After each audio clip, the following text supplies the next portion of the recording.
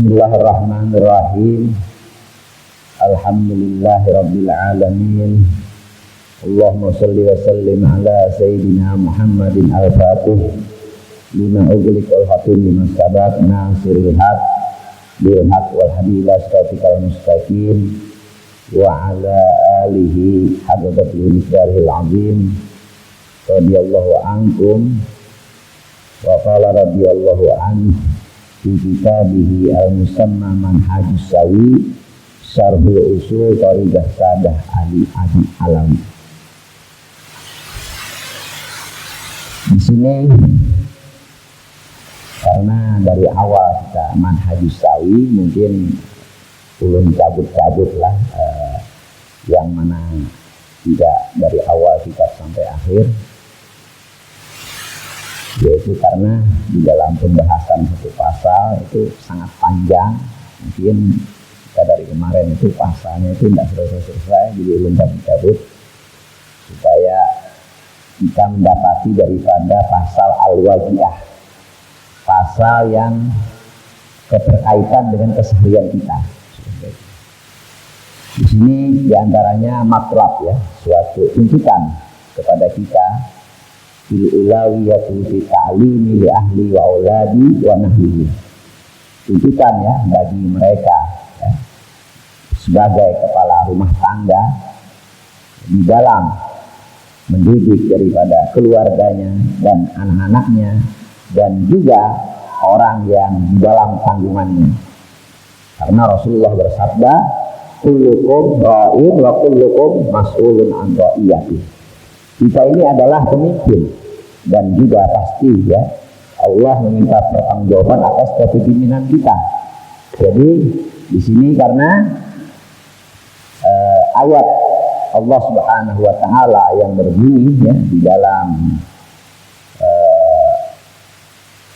Al-Qur'an surah At-Tahrim, ya, ayat 6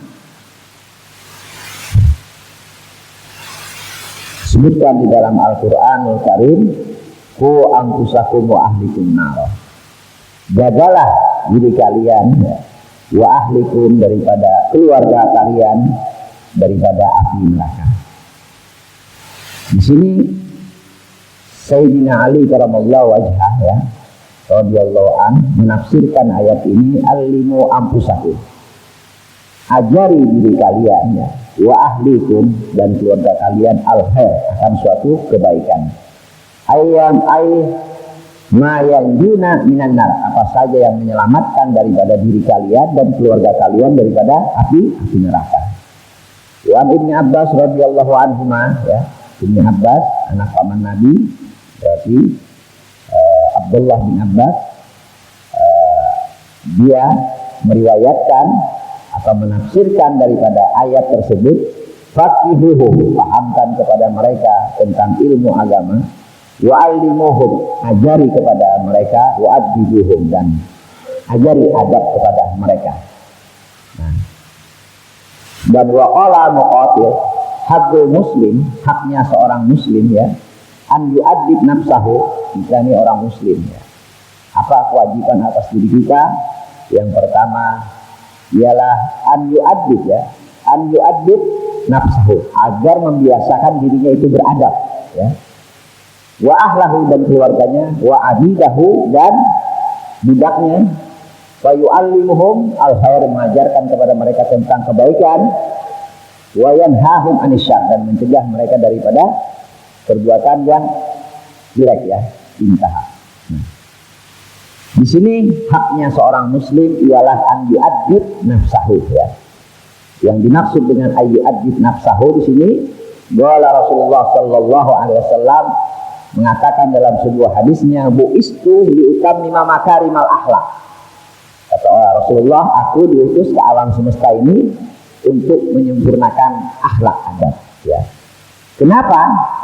Karena sebelum diutusnya Rasulullah, akhlak daripada akhlak manusia, mereka lebih hina daripada akhlak binatang. Balhum adol, dikatakan. Akhlak mereka itu lebih hina daripada binatang, ya. Karena apa? Kalau dulu mungkin, ya, Mungkin ada di antara mereka yang bersetubuh ya, mungkin satu darah. Binatang tidak ada yang seperti itu ya kan. Sehingga kenapa Rasulullah juga diturunkan oleh Allah di Arab, mungkin karena akhlaknya orang Arab jahiliyahnya sangat merajalela ya. Sehingga Rasulullah itu diutus di Utamimah untuk menyempurnakan daripada akhlak. Disebutkan di dalam kitab daripada Akhlaqul Banin juz 4 itu dikatakan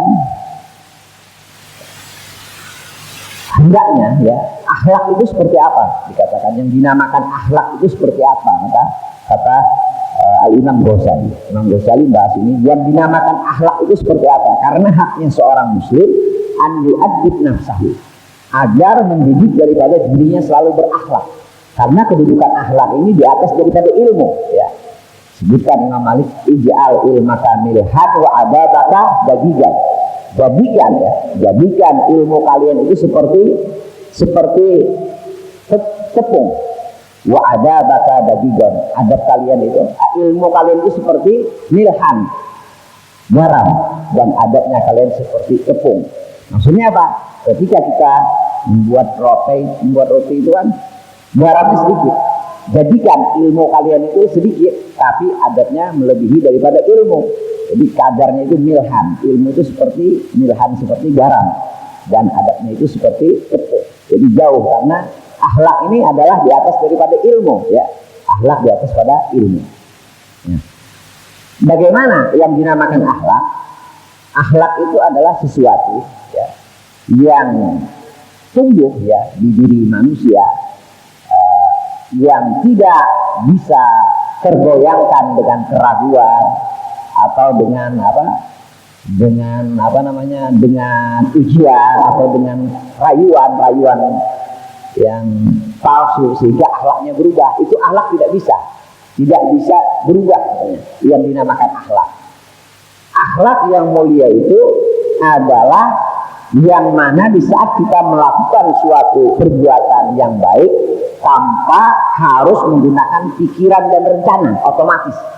Misalkan kita dikasih orang makan, kita makan tangan kanan, apakah kita berencana karena depan orang untuk makan tangan kanan? Tidak, tapi otomatis langsung makan tangan kanan. Itu akhlak namanya, akhlak yang mulia. Tapi selagi ya, yang kita mungkin nanti bakal datang seseorang sehingga aku harus begini, itu bukan akhlak, karena masih belum tumbuh di diri manusia itu menjadi darah daging. Karena disebutkan dalam sebuah kitab ini juga, dalam Hadis Syawi, apakah hadis di diri manusia itu majri ya.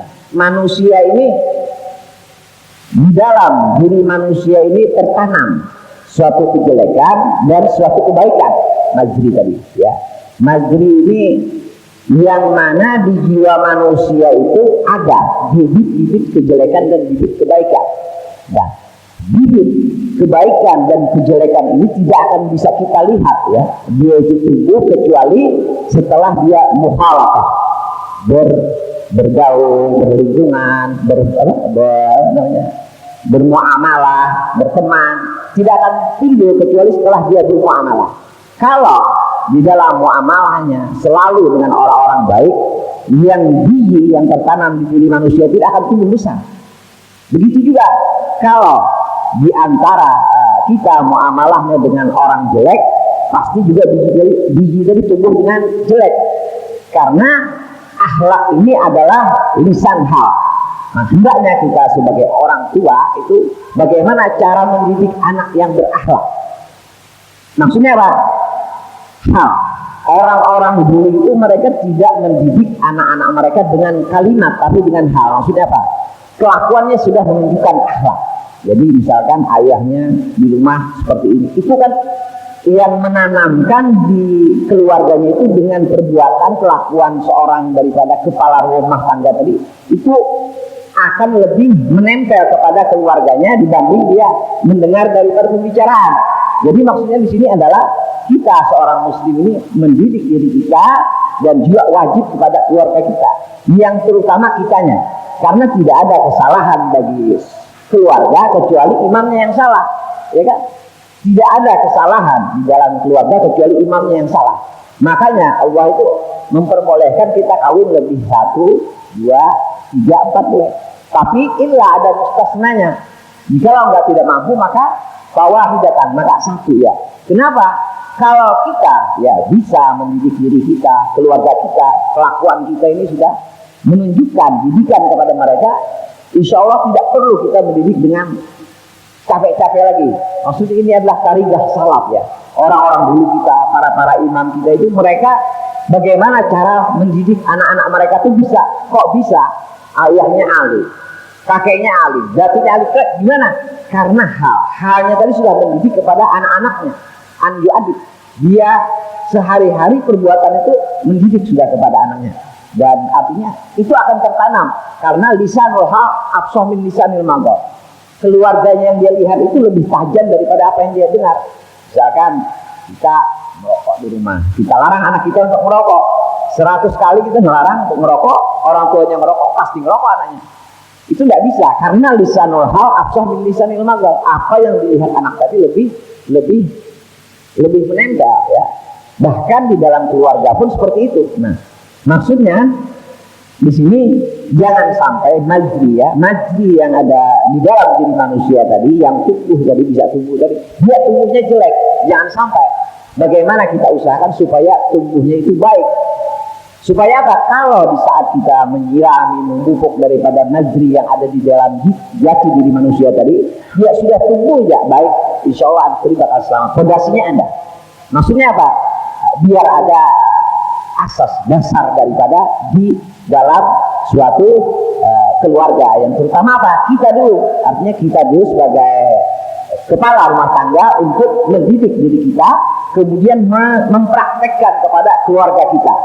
Mungkin agak repot lah, artinya pemahaman seperti ini dikatakan oleh Al-Imam Ghazali, alatara katanya dulu, ulun pernah baca ini 4 tahun yang lalu di waktu di Lawang. Alatara, apakah kau tidak pernah melihat seekor hewan yang sangat buas, kemudian kita didik dia untuk menjadi jinak? Ini hewan katanya, seekor hewan binatang anjing misalnya. Anjing kan sangat ganas, tapi di saat kita didik untuk berjaga-jaga, dia kok bisa jinak. Dan ini tidak mustahil bagi seorang manusia yang punya akal. Nggak mungkin, nggak bisa berubah, ya kan? Kalau kita tidak bisa berubah, nggak lebih jauh kita daripada kalah kita sama anjing. Bisa menjadi jinak, bisa menjadi berburu, ya kan? Bagaimana cara kita supaya bisa memperoleh itu katanya, supaya mendapatkan akhlak yang mulia tadi, ya? Bagaimana? Ya hendaknya anju adik di sini mujahadah, melatih. Maksudnya misalkan kita masuk WC ya, seperti disampaikan berulang kali, masuk WC, mungkin kita hatta ulun sendiri kadang-kadang masih loncat, kadang-kadang masuk sholat bisa. Tapi kalau sudah terbiasa itu tanpa ada rencana dan pikiran, otomatis langsung tes, ya kan? Nah kalau sudah itu otomatis, nah itu enak. Sama hanya dengan sholat, seperti disampaikan, sholat itu kalau sudah terbiasa, itu dia tanpa ada menggunakan rencana dan pikiran. Mungkin Pak Saladin diantaranya mungkin tampak terus otomatis setrum dia, ya karena ada ulun punya teman itu sopir, setiap dia kalau yang nyopir bosnya itu kalau waktu azan kata dia mobilnya itu langsung belok terus dia nggak bisa. Jadi bosnya itu ketawa melarang, otomatis katanya dengan sendirinya karena sudah tertanam gitu. Nah hendaknya majri tadi kita jadikan kokoh di dalam diri kita. Bagaimana cara membiasakan diri kita, karena di sini kita mujakalah apa yang ulun sampaikan, ulun juga belajar buat diri ulun ya, mudah-mudahan manfaat bagi yang lain. Dikatakan dalam syair burdah juga dikatakan akhlak ini kan akhlak yang jelek ini kan nafsu. La ammaratu bisu, nafsu yang jelek, artinya mau kita perbuatan umradil. Sebutkan dalam burdah nafsu seperti itu. Kata dalam burdah, engkau membiasakan daripada diri engkau untuk bisa berakhlak itu, coba engkau lewat nafsu ini, subhanallah yang pasti. Coba lihat saat bayi dia menetes kepada ibunya, kemudian sudah berumur 2 tahun, bayi tadi harus diberhentikan dia menetes dari ibunya. Bagaimana cara memberhentikannya? Disapih, dikasih sesuatu yang pahit. ketika dia ingin menetek, ternyata akhirnya bayi tadi memuntahkan nafas. Akhirnya dikasih kepada bayi tadi bubur diganti daripada susu. Nah, coba lihat katanya bayi tadi apa? Wa yastaddu bukahu, bayi tadi akan menangis dengan tangisan yang sangat keras. Wa yastaddu nufuruhu, dan dia sangat membenci kepada bubur yang disuguhkan pengganti daripada susu tadi. Kemudian wa yasfarru launuhu, badan bayi tadi akan menguning, pucat karena dia tidak makan, tidak menetes tadi kan. Akhirnya karena diliputi rasa lapar, bayi tadi dia terpaksa menyantap bubur tadi, terpaksa dia muntahkan, dia santap terpaksa. Yom ba'da yom, sehari 2 hari, karena sudah kebiasaan. Man sabba ala syai'in sabba alaih, dikatakan orang yang membiasakan sesuatu karena terbiasa, sehingga berjalannya waktu, kemudian ketika dia sudah cinta senang kepada bubur tadi, untuk dikembalikan ke tetes tadi tidak bakal mau. Mungkin adakah yang mau sudah tua untuk menyusul lagi, kan mau, ya kan? Kenapa? Nah, seperti ini kita untuk supaya apa? Majri tadi tumbuh di dalam diri kita itu supaya jadi baik. Jadi supaya artinya bibit-bibit yang di dalam diri kita itu jangan sampai tumbuhnya kada baik. Jadi harus tumbuhnya supaya baik. Jadi di sini ya ulama-ulama kita sudah menggambarkan apa yang disampaikan oleh Rasulullah, hadis manjalas Rasulullah mengatakan manjalas jana sofi riwayat manjalis janis. Ini sudah menggambarkan apa yang disampaikan Rasulullah, kemudian disarahkan, dijabarkan oleh orang ulama, dan banyak juga artinya bahkan banyak profesor-profesor yang memeriksa tentang hadis Nabi, semuanya sahih. Ya. Makanya kalau kita mendalami tentang Islam itu seperti kasab, padahal ilmiah. Makanya kan dalam Islam itu ada ilmiah pengetahuan kayak dokter. Misalkan, oh sakit ini sakit mah, padahalnya kalau tahu, kalau melihat dalamnya, tapinya tahu sakit mah, itu dokter, itu ilmiah namanya. Sama halnya ilmu agama juga ilmiah, bukan kasar. Kita datang kepada tuan guru ini dikira kasar, padahal tidak ilmiah, karena banyaknya menghadapi pasien akhirnya seperti kasar, ya kan? Kemudian ada namanya karomah. Karomah ini buahnya ilmu dan buahnya ibadah. Ada namanya istidrat, anjuran, ya. Istidrat itu yang orang kayak dukun itu, kalau orangnya ada sembahyang jangan dipercaya, biar dia berjalan di atas angin, jangan dipercaya. Berjalan di atas bayi ya berhawa, jangan dipercaya kalau dia tidak sholat, karena tidak mungkin Allah berikan kelebihan kepada hamba kecuali hantu isinya iblis itu. Lah itu sangat gampang mengkaji ilmu itu. Nah, artinya kenapa? Tapi karena artinya di sini memang kita kalau taklim itu biasa, kalau sekolah itu kadang ada di kitab itu kita terbaca ikan, kalau membaca ini, kalau ikan ini pasti ikan apa aja, misalnya ikan cinta kepada seorang perempuan sebut namanya, kalau ikan tidak kalau dia tidak mau dia bakal gila. Nah kadang-kadang kalau kita stop ke sini akhirnya jadi tabib. Nah itu bahaya, karena kadang di dalam kitab tuh ada, karena kita terbuka halaman-halaman yang kayak itulah. Artinya di sini hendaknya yang penting itu adalah kita mendidik diri kita, mendidik keluarga kita supaya majri dari tubuh bisa menjadi baik, ya, kebiasaan. Atau mungkin kata orang kita tabiat, watak lah, prinsip lah, mungkin apa? Prinsip lah artinya watak, tabiat yang kadang kawat ya tuzil julu bisyukur, tidak bisa digoyah dengan keraguan. Jadi otomatis. Nah, jadi hendaknya kita kepada kita mendidik diri kita, ya, kemudian keluarga kita supaya majri jadi dia tumbuh benar-benar akan menjadi tumbuh baik. Jangan sampai kita sia-siakan, nanti majrinya sudah tumbuh kada baik lalu repot untuk mengubahnya, ya kan? Repot, ya. Nah itu yang terpenting. Ambil adib nafsahu, kemudian wa ahlahu. Karena apa? Karena akhlak ini sangat penting, ya. Akhlak ini sangat penting, ya. Adab ini sangat penting. Walaupun ilmunya sebesar apapun, kalau akhlaknya tidak ada, tidak bakal mulia. Tapi lihat orang yang akhlaknya mulia, walaupun ilmunya sedikit, pasti menjadi besar. Jadi akhlak ini kunci daripada segala-galanya. Jadi akhlak ini kedudukannya di atas daripada ilmu, ya. Kemudian dan juga hati itu kedudukannya di atas akal. Kalau hati kedudukannya di atas akal. Hati di atas akal, untuk menimbang akal kita itu hati harus dengan perasaan. Jadi kalau kita main hati dulu baru akal, akhirnya lemah. Ya, tapi hati akal dulu ditimbang dengan hati, jadi hati yang menyaring. Nah, jadi kalau nyabok benar, kalau sudah kada pakai hati hati lagi, kada boleh juga ya, tidak ada ihsas perasaan, itu tidak boleh lah.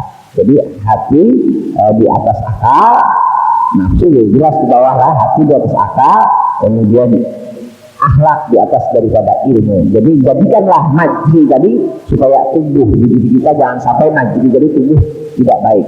Itu yang terpenting. Kemudian dikatakan butuh ya, butuh wa fi dzalika dalilun ala ta'kidi wujubi ta'lim ya. Dan itu menunjukkan karena suatu dalil yang wajib kepada kepala rumah tangga untuk mendidik daripada keluarganya dan anak-anaknya dan orang yang di dalam tanggungannya. Lah, karena disebutkan oleh Al-Imam Ghazali kemarin menyampaikan wala fi'ihya, sebutkan dalam kitab Ulumuddin ya, yuwalu awal ma yata'alluq bi rajul yaumil qiyamah ahlahu wa waladuhu fayajibunahu baina yadillahi ta'ala.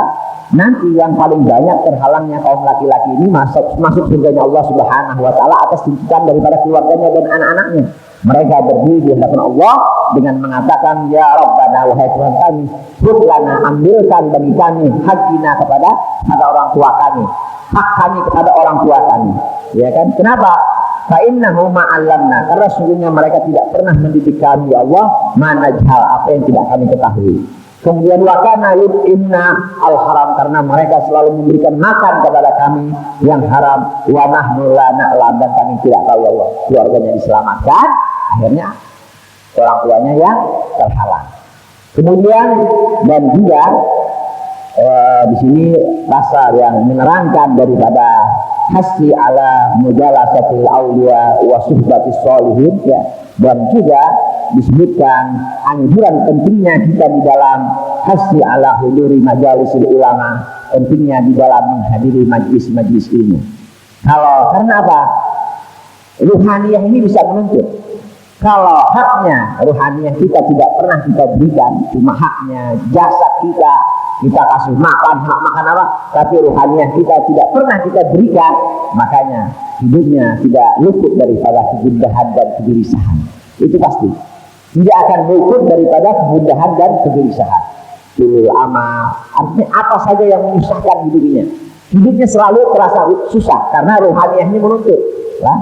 Kemudian disebutkan bahwasanya kemarin sampaikan an Yahya ibni Abi Katsir rahimahullah taala biqouli ta'ala wasbir ya nafsaka ma'al ladzina yabquna rabbahum bil ghadawati wal asyi yuriduna wajha.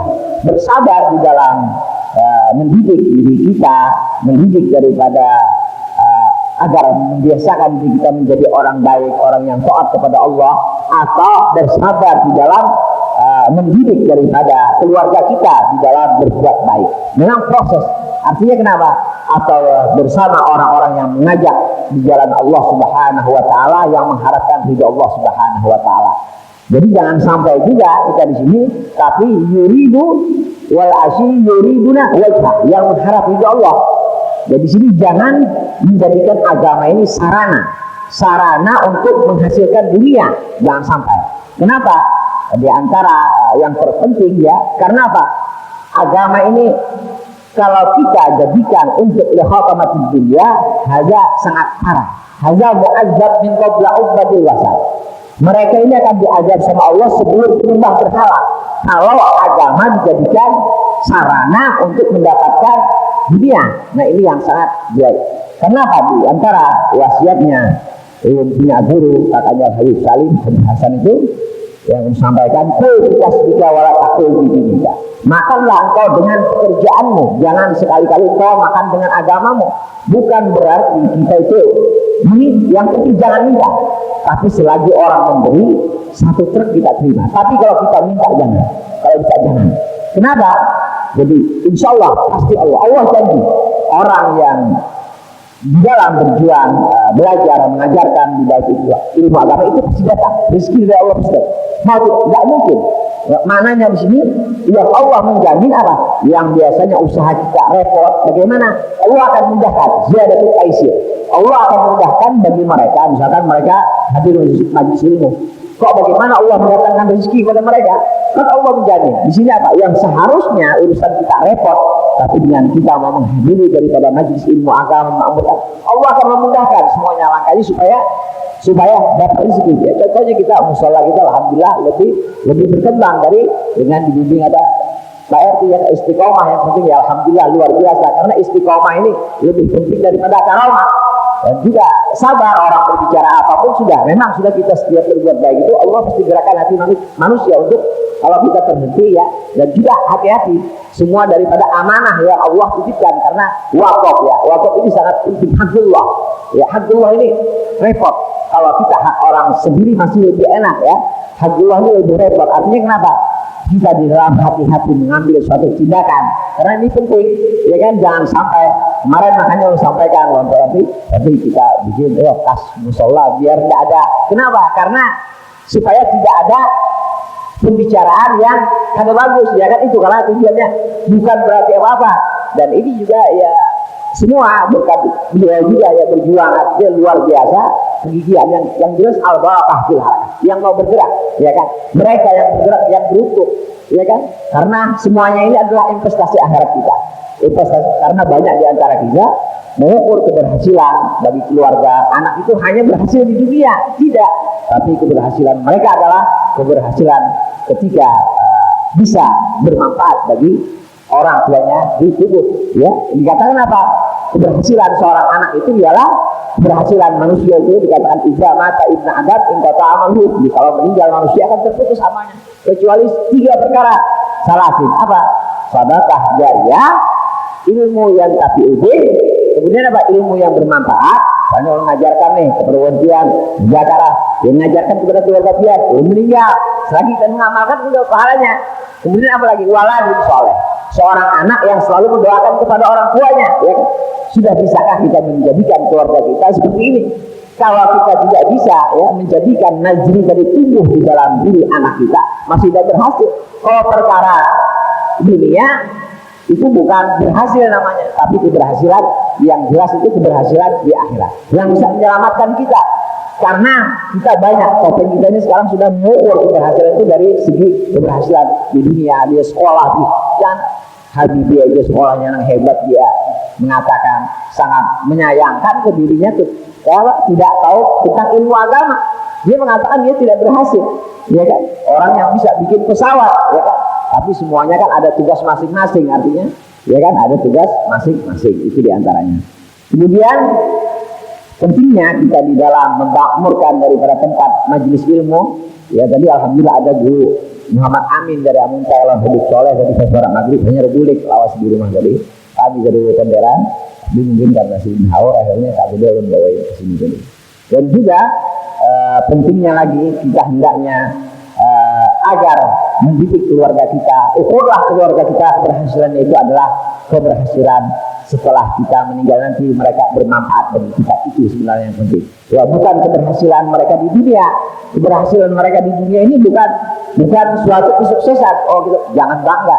Takutnya nanti anak kita yang bisa menggelapkan kubur kita, ya kan? Anak kita yang bisa menyempitkan daripada kubur kita, anak kita yang bisa menghalangi kita masuk ke dalam surganya Allah. Na'udzubillah min dzalik, ini yang terpenting. An yu'adib nafsahu, ya kan? Dirinya, wa ahlahu, keluarganya. Karena ini penting. Dan juga investasi kita yang penting dalam keberhasilan seorang anak ialah bisa bermanfaat setelah kita meninggal nanti. Ya jangan-jangan anaknya nanti sembahyang kada bisa, apalagi mendoakan cuitan. Nah ini nauzubillah, artinya kita sama-sama belajar di sini. Ya kenapa juga ulun memang artinya dia tuh imbangi lawan sedikit ini, nanti fikih lagi biar kada. Memang kalau orang fikih harus bisa sumpah juga, artinya pusing lah. Dan juga kalau memang ada ditanyakan lebih bagus ulun bisa mutalaah gitulah. Itu diantaranya wallahu a'lam bishawab. Jamnya ada salah kali ya.